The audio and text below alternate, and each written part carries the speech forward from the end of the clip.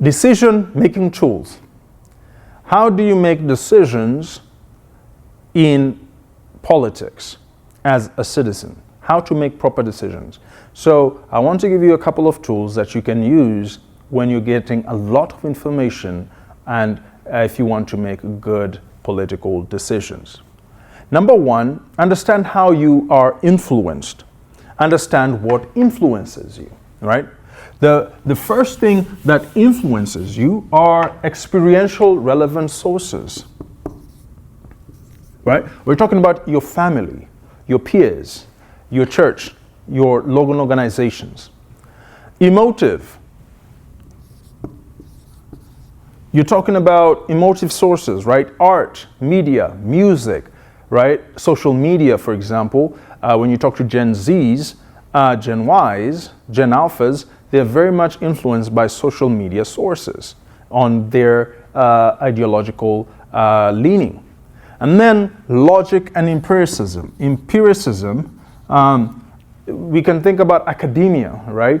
Where in academia we're trying to teach you how to think, not necessarily always what to think, okay? So these things influence how you think. So let's go first to the experiential relevant sources. There's a prime principle of learning. In other words, wherever you learned about politics first tends to be where you will revert later in life. I like to make fun of this, or make fun or light of a particular insurance commercial, which normally says you will behave as your parents were. And that is true. By the time a human being is around 30 years of age, they begin having families, they begin to revert back to whatever political beliefs that their parents had. And so the first learning, prime principle, right? That's your first most important agent of political socialization. The second thing is structuring.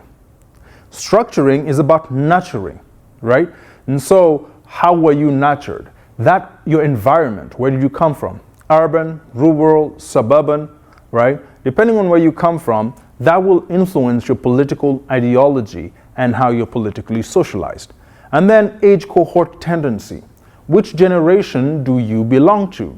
You have many generations, the silent generation, the baby boomers, 40s to 60s, the Gen X's, 60s to 80s, millennials, 80s to 90s. It's a really large mixed group. Gen Ys and Zs, mid-90s to the 2000s, right? And so you have all these groups, and each one of them has a different belief depending on the issue area, right? Or what is important in their generation based on their experiences. So a vast majority of the people in America were born after the year 2000, right? That means they have no personal experience with 9/11 bombings, no experience with the Cold War, right? And other matters, right? And therefore for them it's history. So you can't expect them to have the same level of passion because that's not part of their experience, right? However, you can think of matters of environment being important to them, right? Climate change. You can think of COVID and health issues that they lived through in their high schools, right? Maybe they may not have much experience in military in terms of the war of Afghanistan and Iraq, amongst many other wars, right? But most recently, they may begin to be affected depending on how the Iranian conflict goes, right? So the world has shifted, and it will continue to shift. And as the world shifts, every generation has a different issue that is important to them, and that will influence what issue areas they think or deem important. One of the core things for this current generation is economy, right? They've grown up in an economic volatile time, right? And so in that regard, many of them always revert to what's most important to me is economy and job. While in other generations, they might have said family as a first major thing, right? Some negatives maybe of current generations is they're less sacrificial to the community. They prefer individuality more, short-term centered, maybe technology has something to do that. And so many ideas are being thrown to them without any filters through media and technology, right? However, because of media and technology, you'll expect them to be more open, as some people may have predicted. But because they're using social media and unfiltered sources, based on the algorithm of their bias. If they're more conservative, they're becoming more extreme. If they're more liberal, they're becoming more extreme. So we might actually create more extreme groups rather than a more open group with technology. Now, moving from experiential relevant sources to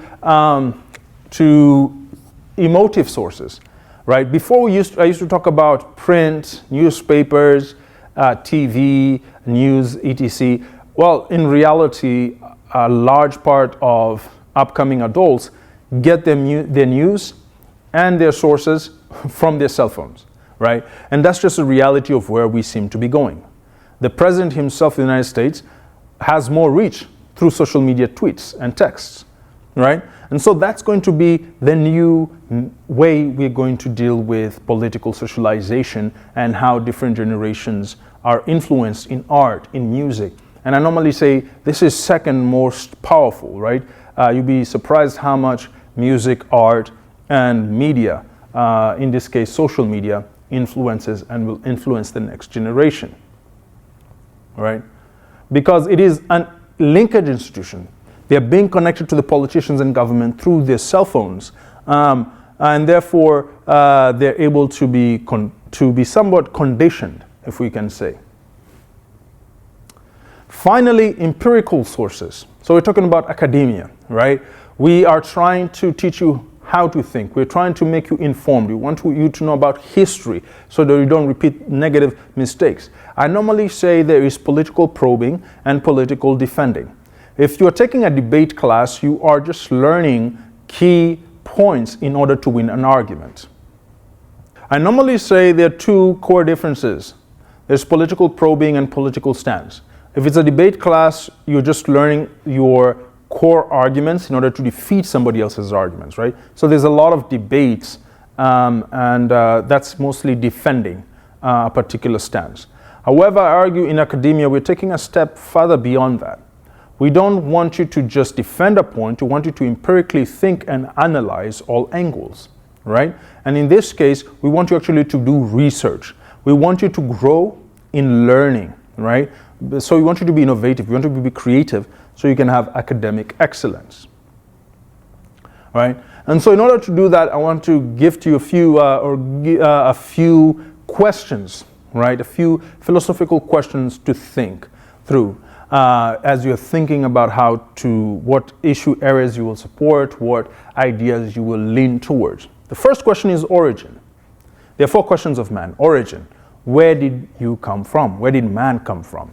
It sets up reasoned choice and where choices come from, right? Are all men created, right? Did all men evolve, right? Where did his origin come from? This sets up the next question, which is the question of meaning. Why are we here? Is there a greater purpose to man?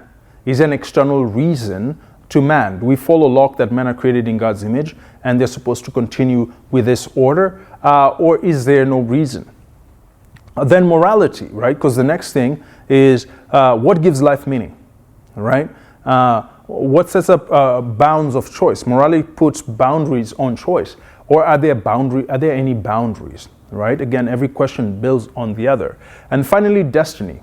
What happens after man dies, right? It sets up the consequences of choice, because you have the right of choice, you don't have the right of consequence. And are there consequences to the life we live? So those are 4 questions of man you ponder as you think about what type of person you are and type of policies that you'll support. And these views emerge based on your views or your values on where principles come from. There's a theonomous view. Theo means God, onomous law. So God law, right? The idea is that a person who believes that ultimately the axioms and the build-up, the principles emerge from God, right? Leading to laws and institutions.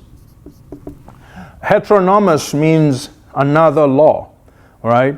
And this is the idea of another group. So in this sense, let's say elders. A group of elders are the ones who guide my decisions on my principles. One student said they believe that the Pope is the one who guides his beliefs. Some people will say the supreme leader at Ayatollah maybe guides their principles in decision making. And so that is heteronomous. And then finally, you have people who are autonomous, right? And autonomous means people who believe that the individual from the individual emerges principles, values, and norms. So self-individuality, right? So you can emerge from all three. I always say we all use all three. However, when the rubber meets the road, the most important one is the one you will follow in decision making. And we study this in 5 disciplines: theology, which used to be in many universities, the study of God, creationism, as the emergence of knowledge, epistemology, the study of truth.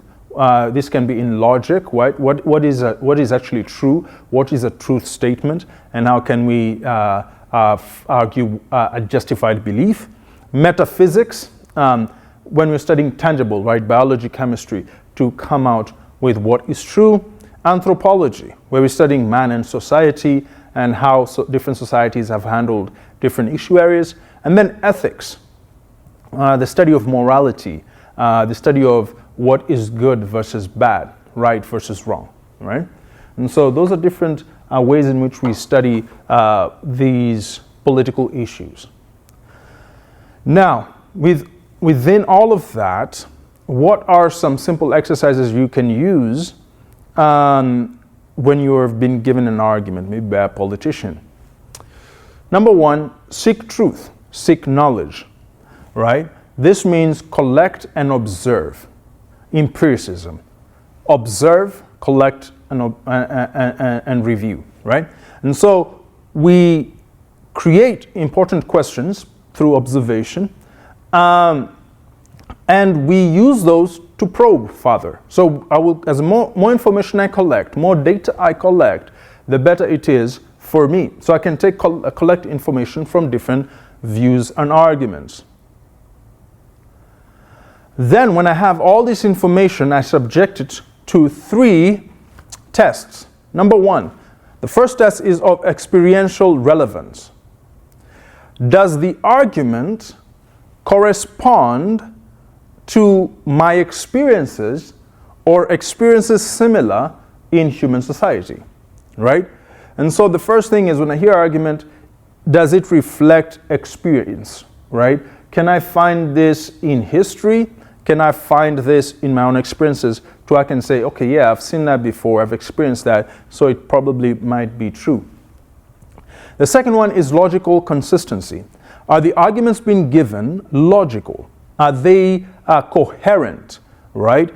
Are they trying to argue 2 + 1 = 2 when 2 + 1 is 3, right? Is it a new argument that is challenging the status quo and therefore it requires greater verification and examination, right? So second, is it logical what is being argued, or are my emotions just being stirred in order for them to pull me towards their views? And then finally, empirical testability, the ability to collect data, to run research methods, and let the data give us the outcome that might even challenge our previously conceived hypotheses or arguments. I believe if you embrace that, the art of reasoning, its light will help you tread in the right steps, right? Rather than running in the pitfalls of bad decision making, right? And so that is how to make proper political decisions by reviewing and probing, rather than just standing there to defend an argument, to win an argument, but yet you might be dead wrong.